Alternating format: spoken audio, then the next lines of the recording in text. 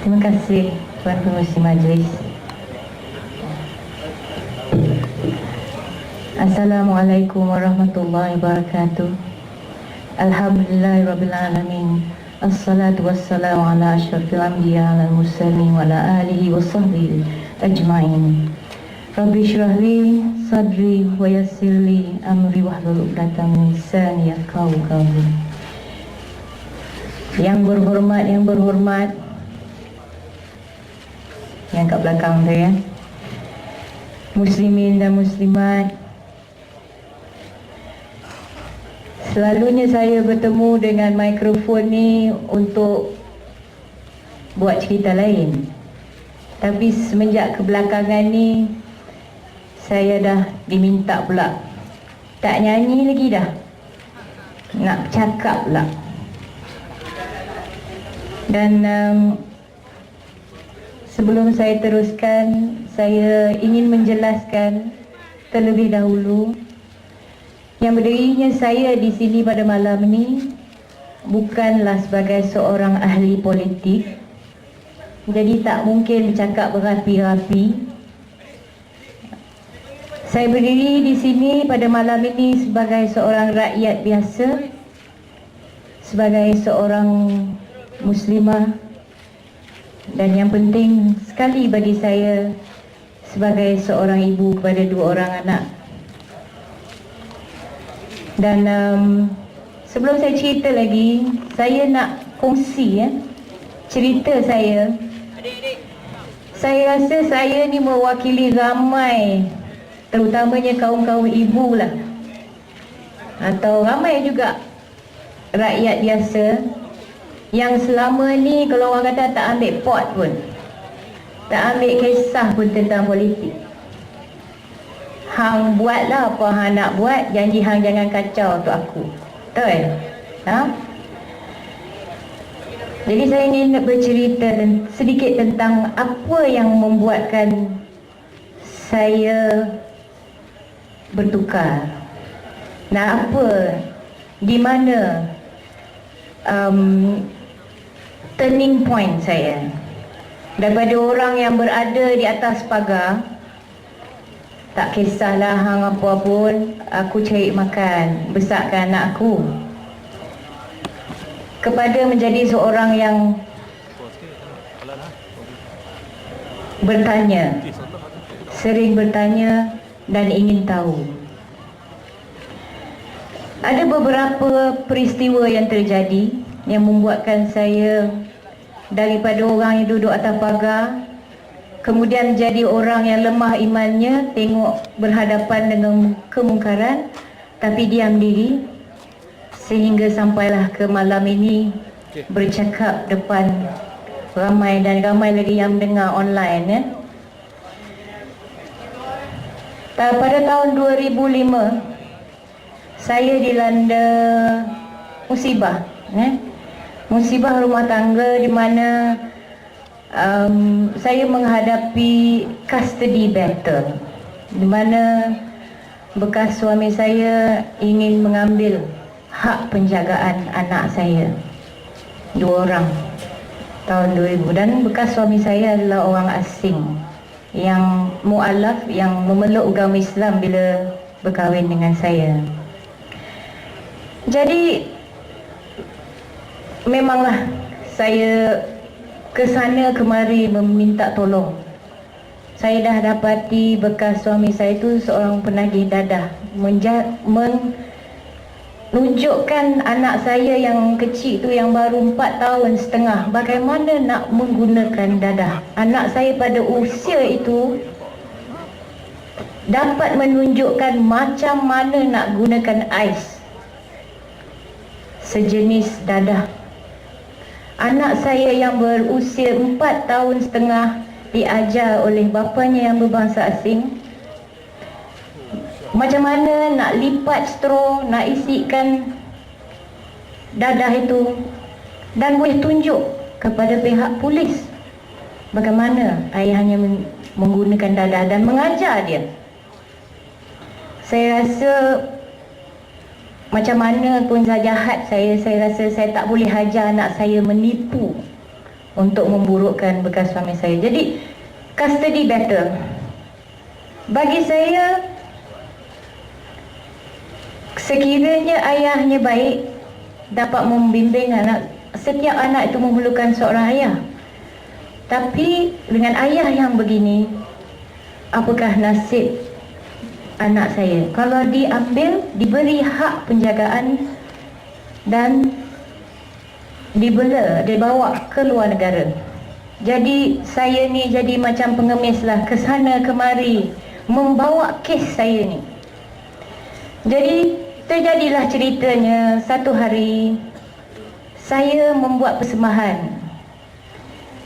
Biasalah kalau menyanyi untuk orang ni sentiasa tak ada bajet je.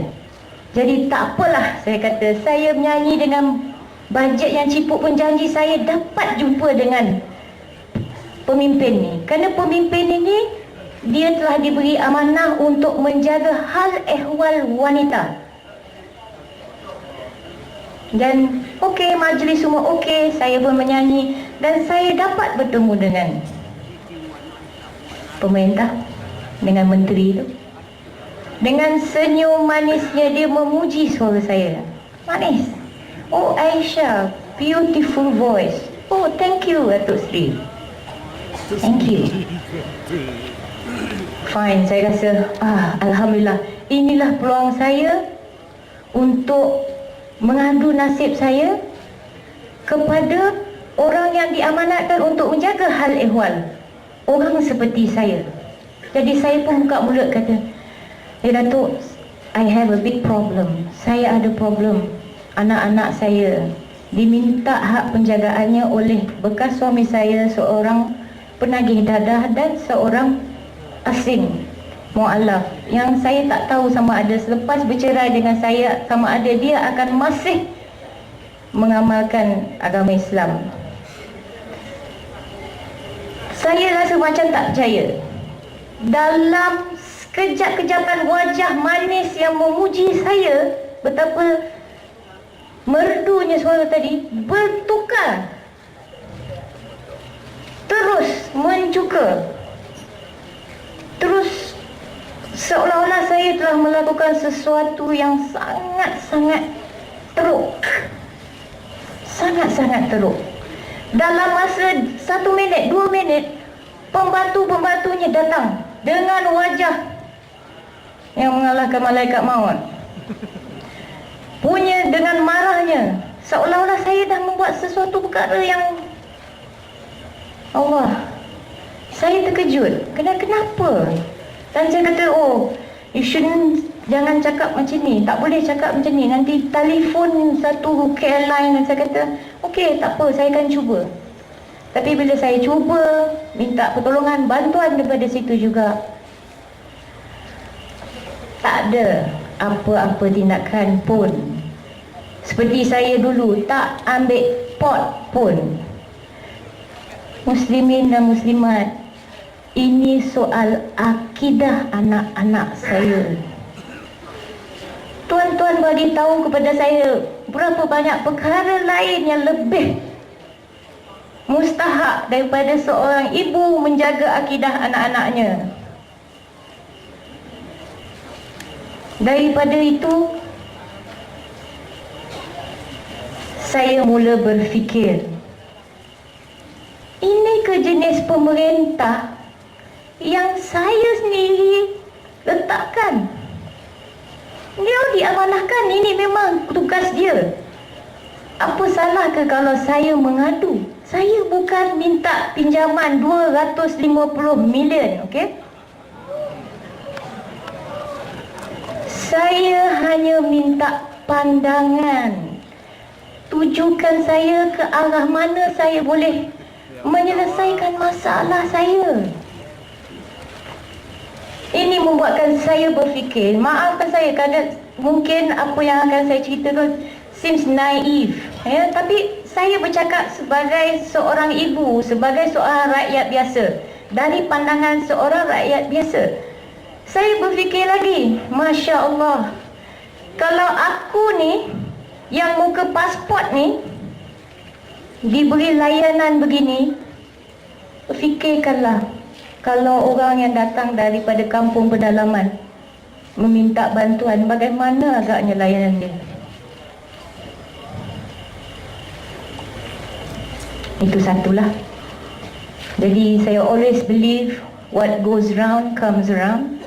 Dan kita lihat perkembangan yang terbaru, dan saya masih berfikir kata betul lah apa yang saya fikirkan. Mungkin sudah masa pemerintah ini kita tukarkan dengan kes-kes yang sedang di soal siasat. Itu satu. Selepas saya memakai hijab pada tahun 2006, saya mengambil keputusan. Kadang-kadang kita kalau dalam kelompok orang Melayu ni bersalaman, ini dianggap salah satu adat.